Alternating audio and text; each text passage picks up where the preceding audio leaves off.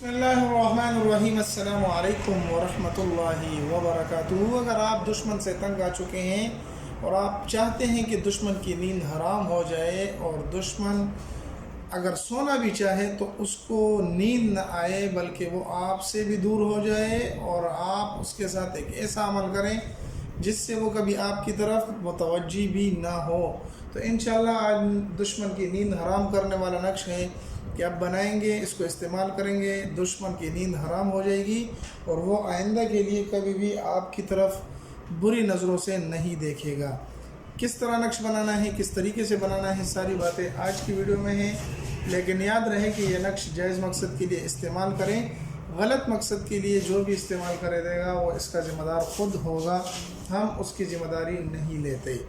अब आते हैं नक्श की तरफ, तो नक्श को शुरू करते हैं। लेकिन आपसे हमेशा की तरह दरख्वास्त है कि चैनल को सब्सक्राइब करके लाइक कर दें ताकि हर रोज़ इस तरह एक नई वीडियो आपको मिल सके। और ये बिल्कुल फ्री है, इस पर कोई पैसे भी आपके नहीं लगते। तो आते हैं नक्श की तरफ। और हाँ, इस तरह के नक्श अगर आपको चाहिए तो आप पूछ सकते हैं मैसेज से, व्हाट्सएप से, जिस तरीके से भी हो आपको आसानी से तावीज़ात मिलते रहेंगे। सबसे पहले आपने इस तरह का एक नक्श बना लेना है, 4 कोनों वाला। साइड में 3 खाने बना लेने हैं और दूसरे साइड पर भी 3 खाने और दरमियान में क्रॉस का निशान बना लेना है।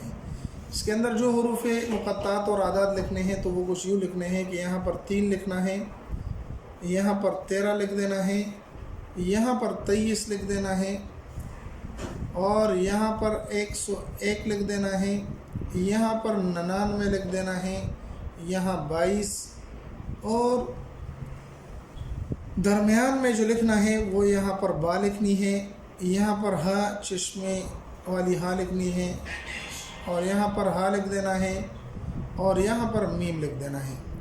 ये आदाद और ये हुरूफ मुक़त्तात आपने लिख देने हैं जिस तरतीब से मैंने लिख दिए उसी तरतीब से आपने लिखने हैं।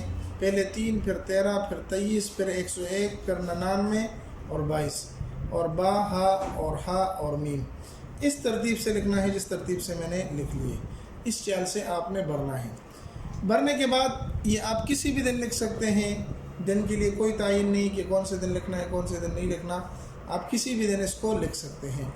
इसके अलावा दूसरी ख़ास बात यह है कि आप किस चीज़ से लिखें, तो आप किसी भी पेन वाले, रंग वाले पेन से लिख सकते हैं, किसी भी कलम वाले पेन से आप लिख सकते हैं। लेकिन याद रहे, इस बात का ध्यान रहे कि आप सिर्फ जायज़ मकसद के लिए लिखें। बार बार मैं इसलिए कहता हूँ कि लोग फजूल में किसी को तंग करने के लिखते हैं तो फिर हम उसकी ज़िम्मेदारी नहीं उठाते। आप सिर्फ जायज़ मकसद के लिए लिखें, गलत मकसद के लिए बिल्कुल भी ना लिखें।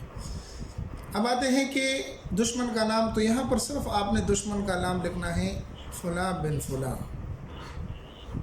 यानी उसका और उसकी वालदा का नाम लिख देना है। लिखने के बाद अब इसके इस्तेमाल का तरीका यह है कि इसको आप अच्छी तरीके से फोल्ड कर लें, बाती की शक्ल बना लें।